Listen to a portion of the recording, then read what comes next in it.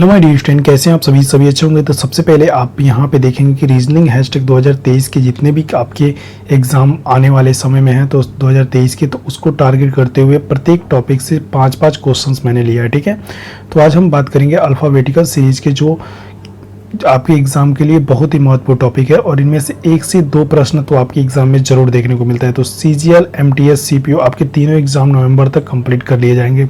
CGL का तो next month जुलाई से ही चालू है। ठीक है, 14 से लेकर 26 जुलाई के बीच में होने वाला है। तो इनमें से आपको कोई भी एग्जाम मिस नहीं करना है और सभी एग्जामों के लिए रीजनिंग के लिए मुझे फॉलो कर सकते हैं। ठीक, तो आइए वीडियो को स्टार्ट करते हैं बिना किसी देरी के। फर्स्ट क्वेश्चन है, आप यहाँ पे देख रहे हैं। तो ये फर्स्ट क्वेश्चन थोड़ा हार्ड है तो इसको थोड़ा बाद में करते हैं। ठीक है, नेक्स्ट क्वेश्चन की बात करते हैं। यहाँ पे सबसे आसान प्रश्न यहाँ पे आपको दिखाई देगा, अंग्रेजी वर्णमाला में बाएं से 8वें अक्षर और दाएं से 10वें अक्षर पर क्या होगा, आपको ये बताना है। सीआईएसएफ कांस्टेबल 2010 का प्रश्न है। तो आपको मैंने एक रूल बताया था जब थ्योरी पढ़ा रहे थे, तो उसमें आपको बताया था कि जब बाएं से और दाएं की ओर जाए तो इनमें क्या होता है, m+n का फार्मूला लगता है।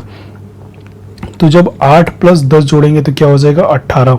तो 18 के स्थान पे कौन सा आता है, तो 18 पे आपका आता है R।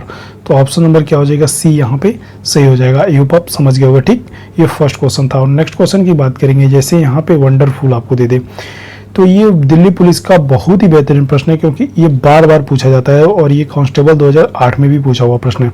तो वंडरफुल के अक्षरों को वर्णमाला के क्रम में क्रमबद्ध किए जाने पर कितने अक्षर को स्थान अपरिवर्तित रहेंगे, आपको ये बताना है। तो ऐसे प्रश्नों को करने का एकमात्र तरीका है कि सबसे पहले इनको लिख लीजिए WOND, फिर ERFU और L। तो आपको बताना है इनमें से कौन सा अपरिवर्तित है। अब सबसे पहले इनको अल्फाबेटिकल क्रम में लिखिए। तो सबसे पहले क्या होगा, D हो जाएगा। D के बाद क्या हो जाएगा, D के बाद E हो जाएगा। E के बाद क्या होगा, F हो जाएगा। F के बाद क्या हो जाएगा दोस्त, F के बाद आपका L हो जाएगा। L के बाद क्या हो जाएगा, N हो जाएगा। N के बाद क्या हो जाएगा, O हो जाएगा। O के बाद R हो जाएगा। R के बाद से क्या हो जाएगा, R के बाद से आपका U हो जाएगा। और U के बाद क्या हो जाएगा आपका, U के बाद आपका W हो जाएगा। तो इनमें से आप देख रहे होंगे U वाला जो पोर्शन है तो आपका ये अपरिवर्तित है, मतलब बदल नहीं रहा है।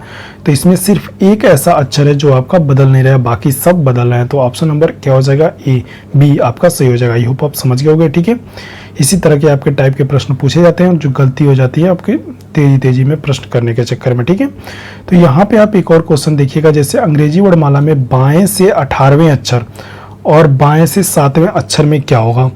तो जब बाएं से और बाएं से लगातार जब दोनों चीज़ें एक ही तरफ से कही जाए तो इनमें फार्मूला लगाते हैं, m-n की फार्मूला लगाते हैं। ठीक है, अगर जो बाएं से दाएं की तरफ का था तो m+n की फार्मूला लगाते हैं, जो कि आपको थ्योरी में बता दी गई है। तो m-n करेंगे तो 18 में से जब 7 जाएगा तो क्या बचेगा दोस्त, 11 बचेगा।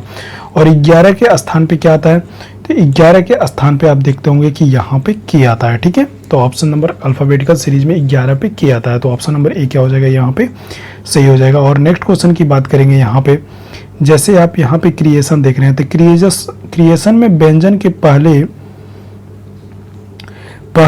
वर्ण अनुक्रमांक, उसके बाद स्वरों का वर्णानुक्रमांक क्रमबद्ध किया जाता है और निम्नलिखित में से दाएं से छठे अक्षर और दाएं से तीसरा अक्षर पर कौन होगा।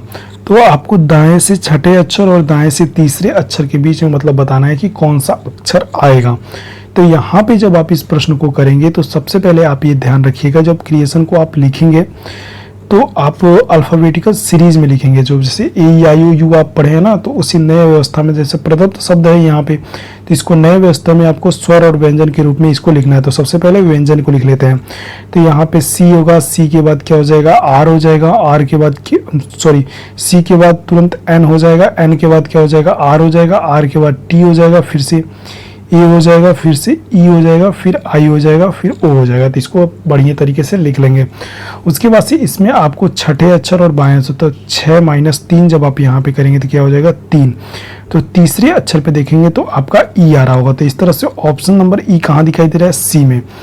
तो यहाँ पे कौन सा क्वेश्चन इसका यहाँ पे सही हो जाएगा, ई यहाँ पे आपके सही हो जाएगा। ठीक, आई होप आप समझ गए होंगे।